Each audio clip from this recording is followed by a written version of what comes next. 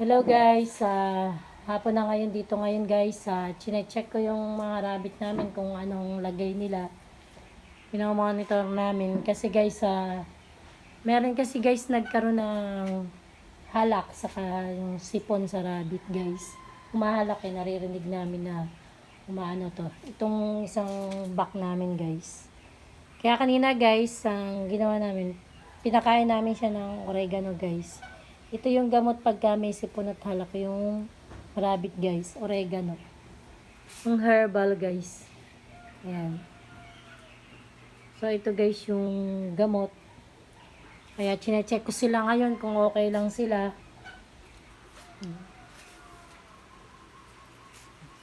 Kasi guys hindi na iwasan yung minsan matamla yung rabbit.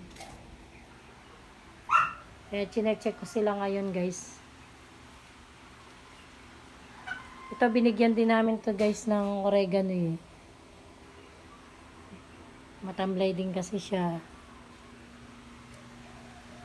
So ayun naman yung iba. Okay naman yung iba guys. Konti lang yung nagkaroon ng halak sa sipon. Basta guys, ito sinashare ko lang sa inyo yung pinapainom namin, yung pinapakain namin sa kanila na herbal. Oregano guys. Ano. Kung kilala nyo guys itong herbal na to, oregano yan guys. Sinecheck ko tong mga ibang rabbit. So namamahinga lang sila guys. Mga tulog, tanghali, hapon, medyo hapon kasi dito guys eh. Medyo makulimlim nga guys ang panahon pero mainit naman.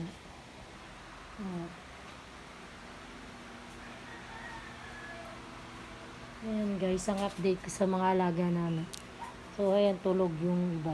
Tinanggal na namin guys yung tray nito. Kasi lumalabas naman lang sila sa tray. Saka lagpas 10 days na sila guys. Kaya tinanggal na namin.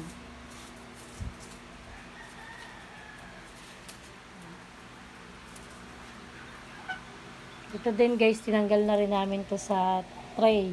Yung mga baby na to. Kasi lumalabas din sila lagi sa tray pagka nakikita namin nakalabas lang din sila. Kahit ilagay namin sa tray, umaalis pa rin sila sa tray. So ayan, okay naman sila. Meron lang nagkaroon ng sipon. Sumusulod siya dito sa kainan ng lalagyanan ng damo dito pumupunta. So ayan sila guys. Yung iba natutulog, yung iba naman gising. Yung mga natirang damo kagabi kinakain nila. So mamayang 5 PM guys, lalagyan namin sila ng damo. Ayan, ganyan lang sila guys. Uminit na naman guys. So kanina makulit yan. Pero ngayon uminit na naman.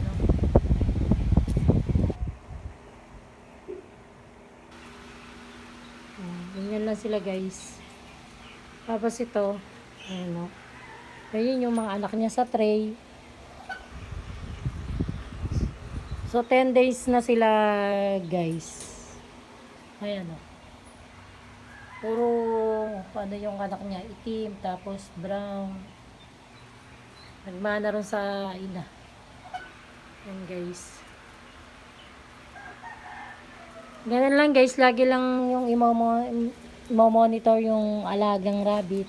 Kasi kailangan din talaga na laging nakabantay, nakasubaybay.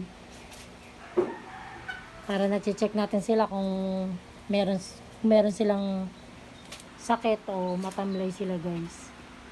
Ayan, ito naman yung mga ulila guys. Masisigla naman sila. So napalaki namin sila guys. Ayan, malaki na nilaki nila guys. Akala nila kakain na. Mamaya pang hapon guys. Mga alas 5 pa. Akala nila magbibigay na ako ng pagkain. Makabang na sila Kabang na sila sa pagkain. So ito naman guys, buntis to. Dapat November 4 pa siya manganganak, pero nilagyan na namin siya ng tray. Minsan kasi guys, pag pagka minsan mas maaga nanganganak ng rabbit guys. Mas napapaaga minsan. Kaya nilagyan na rin namin siya ng tray.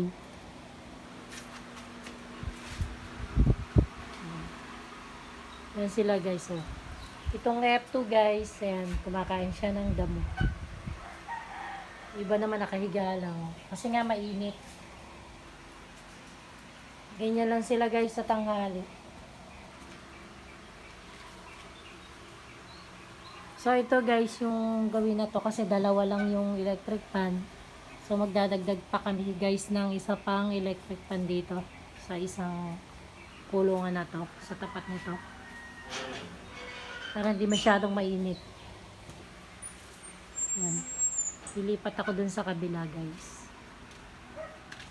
I-check ko rin sila kung ano ang lagay nila.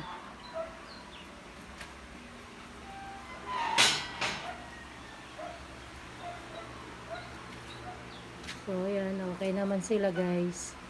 Mga namamahinga lang. Okay naman. Ito, ano pa to eh. 22 pa to, matagal pa yan, mga anak. So, ayan guys, so, ang dami nilang magkakapatid. 7 silang magkakapatid guys, oh.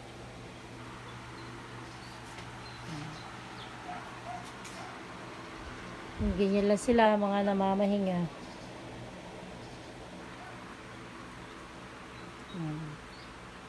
Tumpok-tumpok.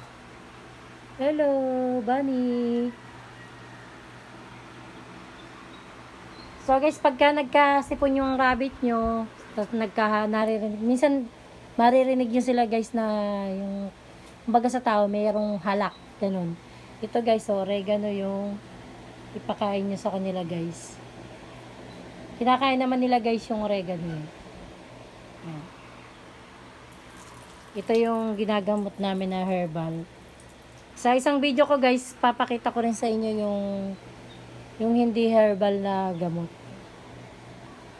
Pero sa ngayon, ito munang herbal muna. Ang pinapainom namin sa may sipon at may halak na rabbit guys. Kala nila bibigyan ko na sila ng pagkain. Nakaabang na sila. Mamaya pang 5 p.m. Ito, ang lalaki na nilang magkakapatid. Oh. Ano na ito eh? 1 month and 1 week. Yan. Ang lalaki din nila. 4 lang kasi sila guys.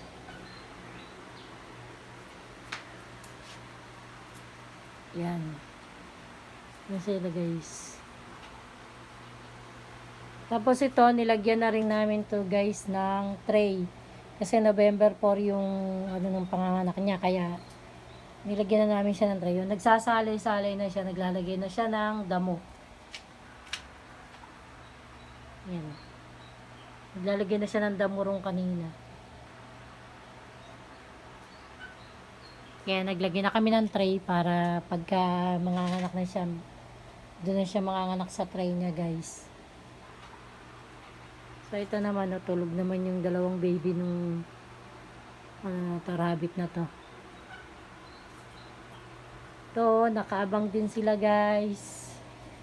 Ayan, mga nakaabang din sila.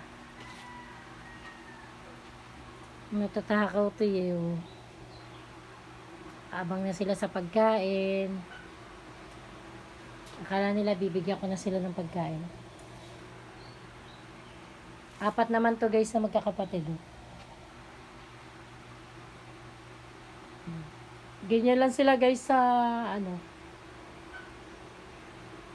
pagtanghali.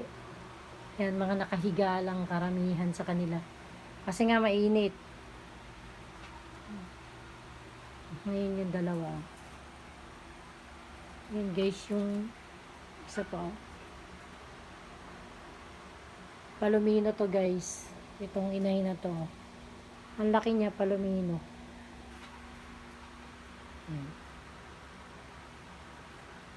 Yan guys. Napakita ko lang uli sa inyo yung mga alaga naming rabbit. At sinare ko lang sa inyo yung pinapainom naming gamot. Yung pinapakain namin sa kanila na oregano sa nagamot sa sipon at halak guys. Yan sila guys. Nakakatuwa guys kasi ang bilis lumaki ng mga anak ng rabbit. Tapos pagka medyo lumaki-laki na sila, meron na namang mga anak. Kaya nakakatuwang mag-alaga guys ng rabbit. Ang bilis nilang dumami. Yan. Ito puro nakuha yung kulay nung nung mami.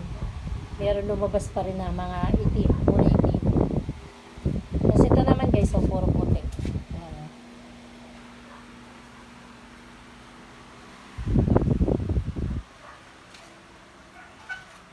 Yan yung F2. Ito namang ba namamahinga rin, oh. So guys, so kung hanggang dito na lang yung video ko guys. Kung bago lang po kayo sa aking channel, please subscribe my YouTube channel and don't forget like, share, click tiny bell para updated po kayo sa mga bago kong video. See you tomorrow guys. Bye-bye!